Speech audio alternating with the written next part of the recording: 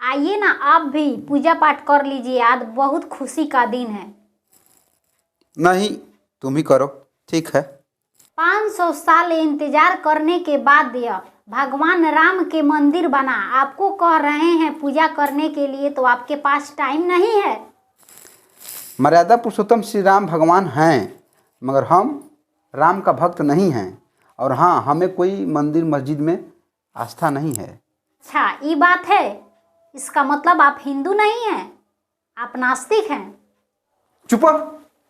नहीं समझ में आता है क्या बोलना चाहिए, क्या बोलती हो तुम? हमें हिंदू होने का प्रमाण दोगी? एक बात बताओ, तुम हिंदू हो? हाँ, हम हिंदू हैं, इसमें कहने वाली बात है। कौन सा हिंदू हो? ब्राह्मण, क्षत्रिय, वैश्य या शूद्र? शूद्र। छोड़िए ना, हम हिंदू हैं तो हिंदू हैं। शूद्रों की क्या हैसियत है हिंदू धर्म में, तुम्हें पता है? रामचरितमानस पढ़ी है? ढोल गंवार शूद्र पशु नारी सकल ताड़ना के अधिकारी, ये तो रामचरितमानस में लिखा है। इसका मतलब क्या होता है पता है?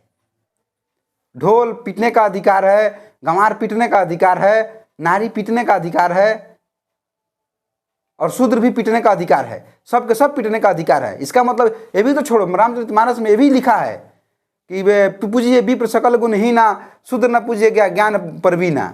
इसका मतलब क्या होता है? इसका मतलब यही ना होता है, ब्राह्मण चाहे दारू क्यों ना पीता हो, ब्राह्मण चाहे गुण से हीन क्यों ना हो, वो पूजनीय है। और शूद्र चाहे कितनों भी बड़ा ज्ञानी क्यों ना हो, शूद्र चाहे कितनों भी बड़ा विद्वान क्यों ना हो, वो पूजनीय नहीं है। यही तो धर्म और शास्त्र कहता है। अरे रामचरितमानस के बात तो छोड़ो यार। रामचरितमानस के हिंदू धर्म के संविधान कहे जाने वाले, जिसे संविधान कहते हैं, मनुस्मृति, मनुस्मृति से ही धर्म चलता है। उस मनुस्मृति में क्या लिखा है तुमको पता है?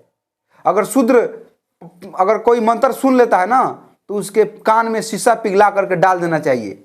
अगर शूद्र गलती से कोई चीज पढ़ लेता है, गलती से कोई चीज मंदिर में प्रवेश कर ले जाता है, तो उसका जीभ काट लेना चाहिए। यहाँ तक ऐसा प्रावधान है ना कि कान में लोहा पिघला करके डाल देना चाहिए। यहाँ तक जीभ काटने का, हाथ काटने का सब प्रावधान है।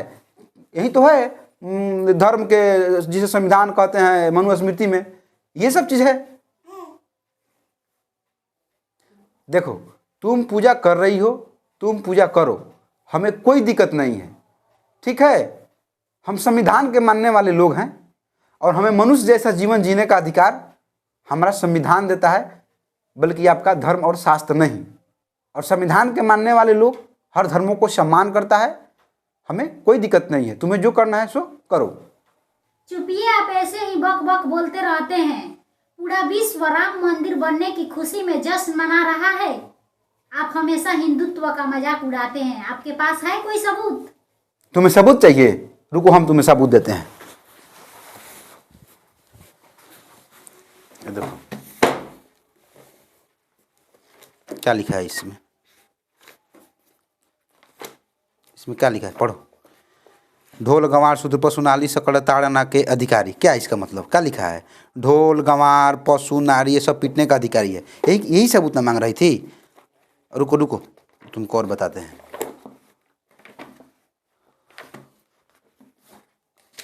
ये क्या लिखा है?